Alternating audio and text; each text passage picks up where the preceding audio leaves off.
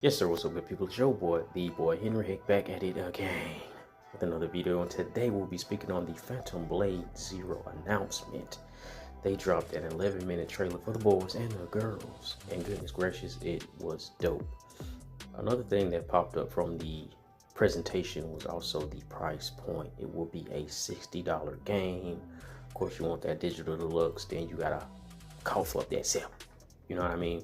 Some people seem to be shocked that the joint was a high 60. To be honest, I was not. I figured as much. Most games today still are 60. Even the games that come from the East still are 60. We just recently got Beast of Reincarnation. It was 60. You do have these outliers like Black Myth Wukong and Stellar Blade, which were 70. But for the most part, you're going to be looking at $60. Wu Chang Fallen Feathers was 60, Wu Long was 60, and various other games were still indeed $60. So the variable price point is something I think is good. I think it's cool, and it's dope that we do see games sub 70 still here today, even 5 years into this generation, or 6 years, however many years it is into the generation. It's still dope to see. Now, speaking about what they showed inside of this trailer, it was some cool action sequences. Being on the back of the wagon was super dope, and that combat sequence on there, super cool. This is reminding me a lot of the old school Chinese epics, like your Crouching Tiger, Hidden Dragon kind of joints. You know what I'm saying? Those joints were super dope, and this game is giving me those kind of vibes. I feel like this game will be right at home with the PlayStation Nation. It seems to have everything that the boys and girls over here tend to enjoy. There are quick time events. There are some people who get annoyed with the quick time events and how it can break immersion or pull you too far out of the experience. I don't mind them. A lot of people that play on the PlayStation don't mind them. These things are present in every single first party banger, as it were.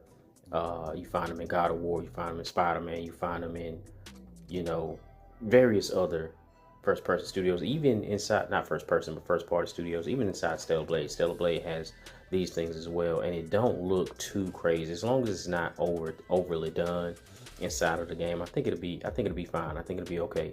The combat looks crispy to me. The movement looks crispy to me, and it doesn't seem to be too overly produced, which is something I can appreciate, because these things can very quickly become overly produced, and you end up in a situation where you're not actively participating inside of the combat.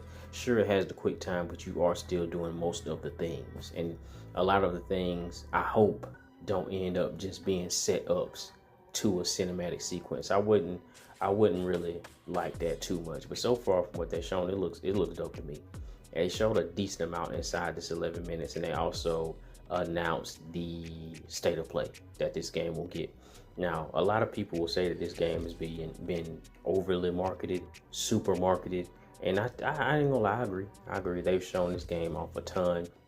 Last time we had a game that was shown off this much was probably Deathloop, and controversial. Some people like it, some people hate it. It definitely was not what games media presented it to be. But that aside, this game has been showed off at every corner, every turn. They can show it off. There was also a demo that certain individuals who participated in certain shows were able to get their hands on and play. And there have been rumors and leaks of a demo being presented to the boys and girls after this state of play. Hopefully that's true, because I would be keen to dive in and check that on out for myself, to check the crispness of the combat, the butteriness of the schmoovement. I think it'll be dope, and I think I'll find myself right at home inside of this joint. It remains to be seen if there will be difficulty options. The boys and girls, some of them do enjoy those.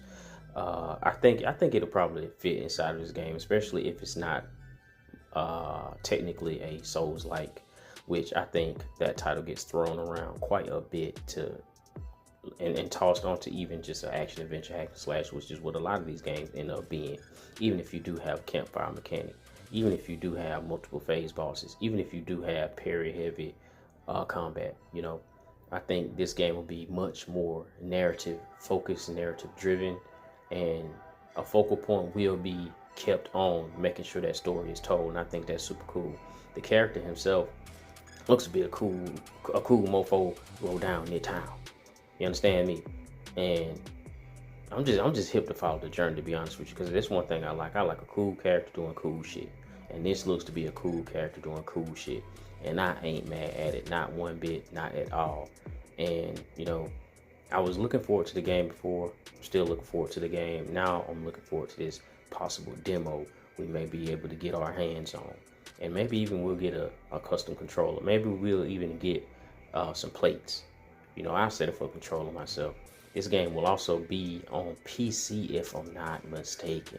It is marketed as a console exclusive, and they did make sure to say that console exclusive. They didn't say play only on PlayStation or only to be played on PlayStation. They didn't have any kind of that. They didn't have any of that kind of wording on there. So the PC brethren and sisters will more than likely be able to dive in come day one.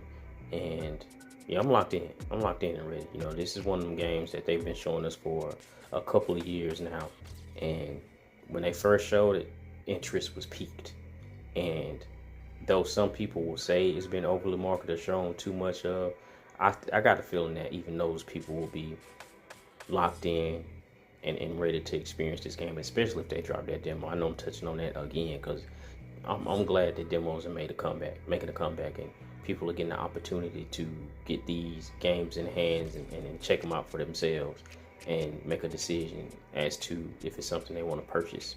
You're not just rely on what a reviewer or YouTuber or anybody in games media is saying as far as should you play it, should you not play it, because especially when it's this close, what you see in the demo is going to pretty much be what you get when you purchase a game. Bugs aside, maybe they change a couple things here and there, smooth out some animations here and there, touch on some frame rates here and there, but for the most part, the game is what it is inside of that demo, especially like I say, this late in the game. And I think it's gonna be dope. I think it's gonna be a solid game for the year, super solid game for the year, and put this studio on the map for sure. And it's a good place to be as far as being on PlayStation, because it's gonna be there. You get what I'm saying? It's gonna be there. That's all I got for you right now. Drop a like, drop a comment down inside the box. Let me know, is this something you're looking forward to? What did you think about that 11-minute gameplay trailer? Did you love it? Did you hate it? Some of you gonna cop, some of you not gonna cop. You're gonna wait for a sale. Catch y'all inside the next one. Okay.